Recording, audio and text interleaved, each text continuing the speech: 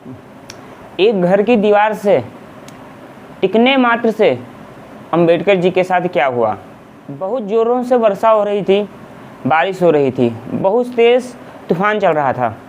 अंबेडकर जी पास के एक घर के पास जाकर उसकी दीवार से टिक कर खड़े हो गए।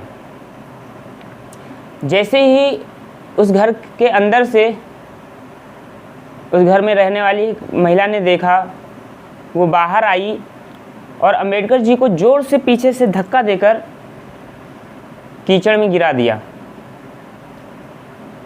अंबेडकर जी पूरी तरीके से कीचड़ में लथपथ हो गए, पूरा कीचड़ उनको लग गया।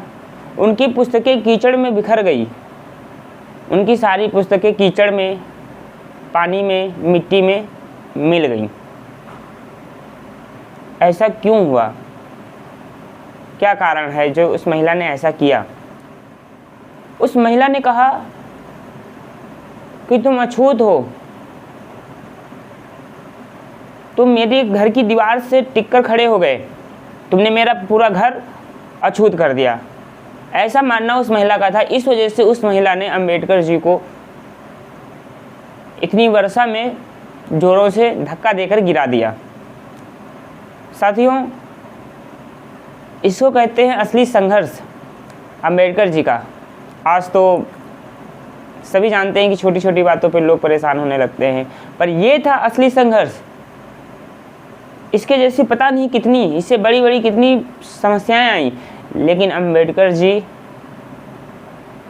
कभी डगमगाए नहीं। वो अपने लक्ष्य की प्राप्ति की ओर लगातार चलते रहे।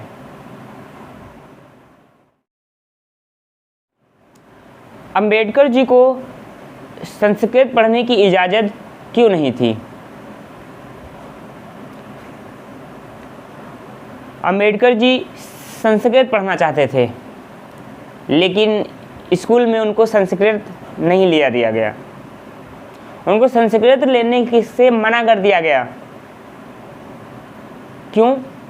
क्योंकि वो जिस महार जाति से आते थे, जिस अनुसूचित जाति से आते थे, उस जाति को संस्कृत पढ़ने का अधिकार नहीं था। उस जाति को वेदों को पढ़ने का अधिकार नहीं था। लेकिन हाँ, विदेशियों को जरूर था, अन्य धर्मों को जरूर था। अन्य धर्म के लोग संस्कृत पढ़ सकते थे, वेद पढ़ सकते थे, पर अंबेडकर जी नहीं पढ़ सकते थे, क्योंकि अंबेडकर जी के पढ़ने से वेद अपवित्र हो जाएंगे। अंबेडकर जी के पढ़ने से संस्कृत, हिंदू धर्म खतरे में आ जाएगा, हिंदू धर्म अपवित्र हो जाएगा। पर विदेशियों के पढ़ने से ऐसा कुछ नहीं होगा। ऐसी मानसिकता थी उस समय। यही कारण था कि अंबेडकर जी को संस्कृत नहीं पढ़ने दिया गया। विद्यालय में उनको संस्कृत लेने से मना कर दिया गया। ऐसा होने पर अंबेडकर जी ने क्या किया? आगे चलकर अंबेडकर जी उसी संस्कृत के महारथी बने जिस संस्कृत को पढ़ने से उनको रोका गया था। उन्हीं वेदों के ज्ञाता बने जिन्हें पढ़ने से वेद अपवित्र हो रहे थे। ऐसे दृढ़ निश्चयी थे अंबेडकर साहब। ऐसा दृढ़ निश्चय था उनका कि जिस चीज़ के लिए उनको रोका गया, उसी चीज़ के वो महारथी बन के उभरे। First college degree in India from his community. इतनी तकलीफ़ों के बाद, इतनी समस्याओं के बाद, इतना अधिक अपमान सहने के बाद अच्छे अच्छे लोगों की हिम्मत टूट जाती है। अच्छे अच्छे लोगों की हिम्मत जवाब दे जाती है। अच्छे अच्छे लोग वो काम छोड़ देते हैं। अच्छे अच्छे लोग इस अपमान को, इस संघर्ष को सहन नहीं कर पाते हैं और अपने लक्ष्य के रास्ते से हट जाते हैं। लेकिन अंबेडकर साहब ना हटे, ना डरे,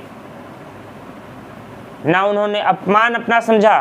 वो लगातार आगे बढ़ते रहे और अपनी जाति से पूरे भारत में कॉलेज डिग्री लेने वाले अंबेडकर साहब पहले व्यक्ति थे। भारत में वो ऐसे पहले व्यक्ति थे अनुसूचित जाति में जिन्होंने कॉलेज की डिग्री सबसे पहले ली थी। और 1913 ईस्वी में जब वो मात्र 22 साल के थे तो उनको स्कॉलरशिप मिली। अम्बेडकर साहब को ये स्कॉलरशिप कितनी मिली? मात्र 11.5 पाउंड। अम्बेडकर साहब ने उस स्कॉलरशिप के पैसों का क्या किया? अम्बेडकर साहब को वो स्कॉलरशिप किन से मिली? किन्होंने अम्बेडकर साहब को वो 11.5 पाउंड की स्कॉलरशिप दी? ये 11.5 पाउंड की स्कॉलरशिप अम्बेडकर साहब को बड़ौदा के महाराजा से मिली। स्कॉलरशिप पाने के बाद अम्बेडकर जी विदेश गए और वहाँ से टॉप किया, वहाँ से अपनी डिग्रियाँ लेकर वापस आए। जब वो डिग्री लेकर वापस आए तो बड़ौदा के महाराजा ने क्या किया? तो बड़ौदा के महाराजा ने बड़ौदा स्टेट ऑफ असेंबली का मेंबर बना दिया अम्बेडकर साहब को। लेकिन वहाँ के लोगों ने अम्बेडकर साहब के साथ, बाबा साहब के साथ बैठने से मना कर दिया, क्योंकि अम्बेडकर साहब अछूत से, क्योंकि अम्बेडकर साहब अनुसूचित जाति से आते थे, क्योंकि अम्बेडकर साहब के पास बैठने से, उनको छूने से उनका धर्म अपवित्र हो जाएगा। इसलिए उस असेंबली के सारे लोगों ने अम्बेडकर साहब के साथ बैठने से इनकार कर दिया। ऐसा होने पर उस समय वहाँ के महाराजा ने एक ऐतिहासिक फैसला लिया। जो लोग अनुसूचित जाति के साथ बैठने को तैयार होंगे वही चुनाव लड़ पाएंगे। जो लोग नहीं ऐसा कर पाएंगे उनको चुनाव लड़ने नहीं दिया जाएगा, उनको चुनाव लड़ने का अधिकार नहीं होगा। धन्य है ऐसे राजा जो उस वक्त भी ऐसी स्वतंत्र सोच वाले थे, जो उस वक्त भी ऐसी सोच रखते थे। धन्य है ऐसे राजा। Ambedkar VS educated illiterate. संघर्ष मानो उनकी परछाई थी, उनके साथ साथ चलती थी। यंग एज में अंबेडकर साहब, बाबा साहब की शादी हो गई, उनके बच्चे भी थे। उन्हें केवल अपना ही नहीं देखना था, पूरे परिवार की जिम्मेदारी आ गई थी बाबा साहब पे। वो रोज़ सोचते कि क्या करूं, कहाँ से व्यवस्था करूं, कहाँ से घर की जीविका चलाऊं, कहाँ से पूरे परिवार की जिम्मेदारी निभाऊं, कैसे निभाऊं। उन्होंने कई काम किए, कई जगह नौकरियां की। उन्होंने अपना व्यवसाय शुरू किया, व्यवसाय अच्छा चल पड़ा। जैसे ही ग्राहकों को पता चला कि वो अछूत हैं, व्यवसाय पूरी तरीके से ठप हो गया। 1918 में बाबा साहब को लगा कि अब जिंदगी बेहतर हो जाएगी। क्यों बेहतर हो जाएगी? लेकिन ऐसा हो नहीं पाया। कारण क्या था कि बाबा साहब को लगा कि अब जिंदगी बेहतर हो जाएगी। मुंबई के एक फेमस सिडेनहम कॉलेज में उनको प्रोफेसर का जॉब मिला। लेकिन वहाँ क्या हुआ, उस इतने प्रसिद्ध कॉलेज में क्या हुआ बाबा साहब के साथ? वहाँ के पढ़े लिखे अनपढ़ गवार। आज ये शब्द कहते हुए मुझे कोई अफसोस नहीं हो रहा है, क्योंकि वहाँ के पढ़े लिखे अनपढ़ गवारों ने बाबा साहब के साथ जैसा व्यवहार किया, उसके लिए ये शब्द भी कम है उनके लिए। वहाँ के पढ़े लिखे अनपढ़ गवारों ने बाबा साहब के साथ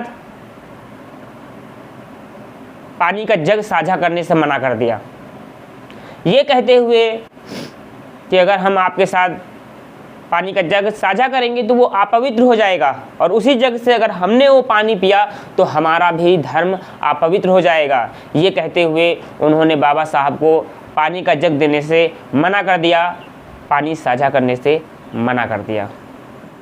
अंबेडकर साहब के साथ इतना होने पर अंबेडकर साहब का गुस्सा फूट पड़ा और उन्होंने निश्चय किया अपना लीगल प्रोफेशन अपनाने का, और उन्होंने उसके बाद अपना लीगल प्रोफेशन अपनाया। अंबेडकर साहब कैसे बने दलितों के नेता?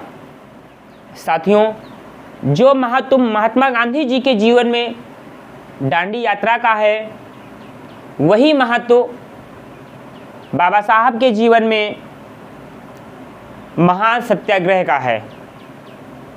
जो सम्मान गांधी जी को दांडी यात्रा से मिला, वही सम्मान बाबा साहब को महासत्याग्रह से मिला। 1923 में बॉम्बे लेजिस्लेटिव काउंसिल ने एक प्रस्ताव पारित किया। क्या था वो प्रस्ताव? कि कोई भी अनुसूचित जाति का व्यक्ति किसी भी स्रोत से, सार्वजनिक स्रोत से पानी पी सकता है, चाहे वो कुआं हो, चाहे नल हो, चाहे अन्य कोई व्यवस्था हो, जहां से वो चाहता है वहां से पानी पी सकता है। 1924 में है महार म्यूनसिपालिटी ने इस प्रस्ताव को स्वीकार कर लिया। लेकिन क्या सच्चाई में ये प्रस्ताव स्वीकार हुआ? जी नहीं, ऐसा बिल्कुल भी नहीं है। वो प्रस्ताव सिर्फ पेपरों पर, कागज़ों पर ही स्वीकार हो पाया, ज़मीन पर उसका कोई असर नहीं दिखा। और 28 मार्च को एक ऐसी घटना घटित हुई जिससे बाबा साहब दलितों के मसीहा बन गए। दलित उनको अपना नेता मानने लगे, उनको अपना मसीहा मानने लगे। एक चावदार टैंक नाम का टैंक था, और जो भी अनुसूचित जाति का व्यक्ति उस टैंक से पानी पीता उसके हाथ पैर तोड़ दिए जाते। 2500 अनुसूचित जाति के लोगों को लेकर बाबा साहब निकल पड़े इतिहास रचने के लिए। बाबा साहब वहाँ पर 2500 लोगों के साथ पहुँचे। वहाँ पे पहुँचने के बाद उन्होंने उस टैंक से पानी पिया। सोचा एक बड़ा काम हो गया, लेकिन जब उच्च जातियों के लोगों को ये बात पता चली तो वहाँ हाहाकार मच गया। 2 घंटे के भीतर पंडाल में सैकड़ों लोग पहुँच गए। बेदम पीटा गया अनुसूचित जाति के लोगों को, हाथ पैर तोड़ दिए गए। इतना सब करने के बाद उसके बाद क्या किया गया?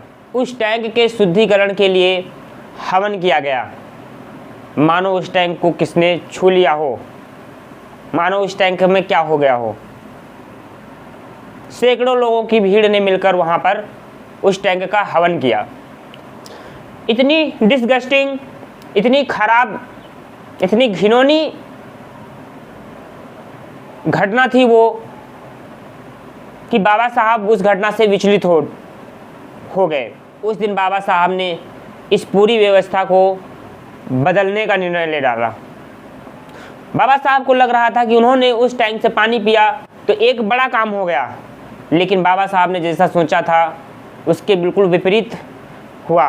बाबा साहब इतना सब देख के टूट गए और उन्होंने निश्चय किया कि इस व्यवस्था को बदलना ज़रूरी है, और उन्होंने इस पर कार्य करना भी शुरू कर दिया।